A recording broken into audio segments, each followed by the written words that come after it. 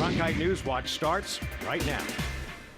Welcome to Cronkite NewsWatch. I'm Colton Shone. Here in downtown Douglas, many stores have closed over the years. Parents are already allowed to remove their child from seeing an R-rated movie in Arizona classrooms. Governor Brewer wanted to sign those budget proposals by close of business today, and that's exactly what she did. Some good news for our state when it comes to cancer rates. There wasn't enough room for me to get on that plane with him, but I did ask his daughter to take some pictures and video on her cell phone. John says he will leave the valley in April before it gets too hot. Many people never even leave the country. But for this family, they literally don't even have to leave their own backyard. Mexico is right next door. Many of them have decided that going into the military is the best choice for them. Teachers and students here are looking both high and low, but it's still nowhere to be found. While ASU might be seeing some relief, the other universities and semester may not fare as well. There's been virtually no growth in the city's population over the last decade. Reporting live in downtown Phoenix, Colton Shone, Cronkite News. Lawmakers have come up with a set of 13 bills to help close the gap in the state's budget for the next fiscal year. The state is facing a $1.15 billion budget shortfall, and lawmakers reacted by proposing $1.14 billion in cuts. Over the last decade, we've allowed Arizona spending to double, and that's unsustainable. So we need to right-size Arizona's government to a government we can actually afford. The state's Medicaid program, Access, loses the most funding, with lawmakers cutting $510 million from its budget. Also taking a huge hit, education. The total education funding for K through 12, community college, and university funding will lose more than $450 million. And that's not sitting well with some lawmakers. And really what we're doing is we're balancing our budget deficit on the backs of Arizona students. And the phrase generational theft has been thrown around a lot. Now, Governor Brewer did issue a statement after she signed those budget proposal bills, and she said, quote, if Arizona is to reclaim its standing as a national leader in economic growth, its state government must be cost-effective, efficient, and fiscally stable. Reporting live at the state capitol, Colton Shone, Cronkite News. It says here French River, which is Seine, S-E-I-N-E. Every day for the past 6 months, John Nelson has been coming to the Chandler Downtown Library. He's usually tucked away in a corner doing a crossword puzzle in pen. It's better on my eyes. He's read almost everything dealing with U.S. history. And I also like this one about Dark Horse. The library really is his second home. His actual home is an old blue van named Matilda. I kind of like to brag about it. She's 17 years old. John and Matilda have traveled all over the country. It's really true that the horn is broken. Usually sleeping in a Walmart parking lot, like this one he's sleeping at now near the library. This is a twin bed mattress here. John sleeps in the back of Matilda on a twin bed with double sheets. He's very organized. It's for one person only, me. John gave up the standard 4 walls for a metal box on wheels about 4 years ago. I'm definitely a lone wolf. He says he's no bum. John has a degree from Portland State University. He just loves the freedom. I just want to be a happy person with the least amount of problems. But the homeless lifestyle is really only seasonal. During the summer months, he goes to Montana and works at a resort.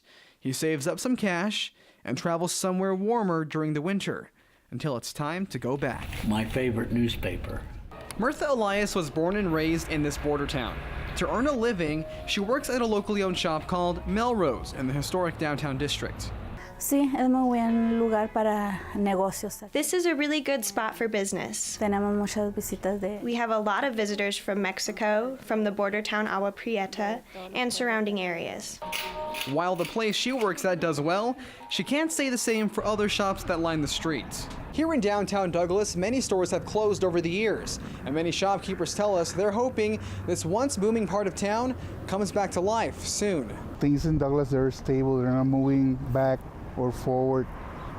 It's just stable right now. City Finance Director Jorge Trevino says that's not bad news, but it's not great either. It means there's no growth. And we're hoping that next fiscal year, which starts on July 1st, will be a better year for us. He says there is a $10 million downtown revitalization plan in the works. They're going to provide business incentives for people to open office space and create urban housing projects. So we can revive that area as they were before the 1980s.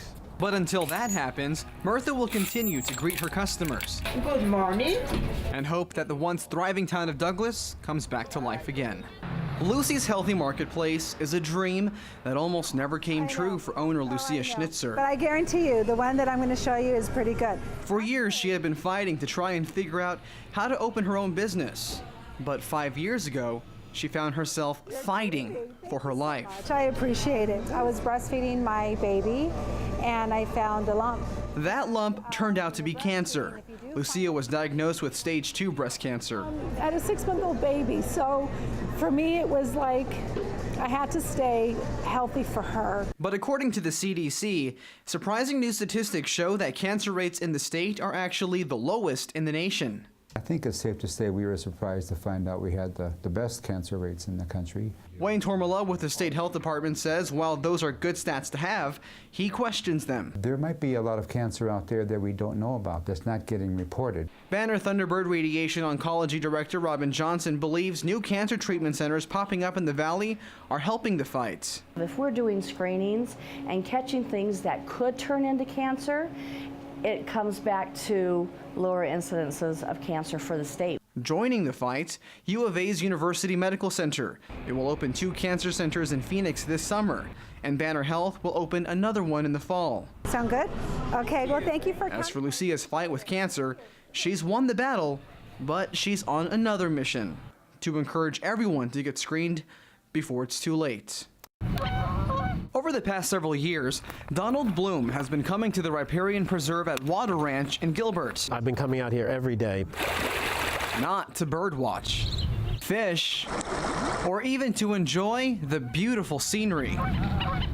No, this guy is looking for cats. Pretty much every day, checking the situation, checking how many cats are left, doing inventory, and of course trapping. And he goes back to the food, it closes. Yeah. Since 2006, Bloom's organization, Save the Cats Arizona, saved more than 300 cats from this preserve.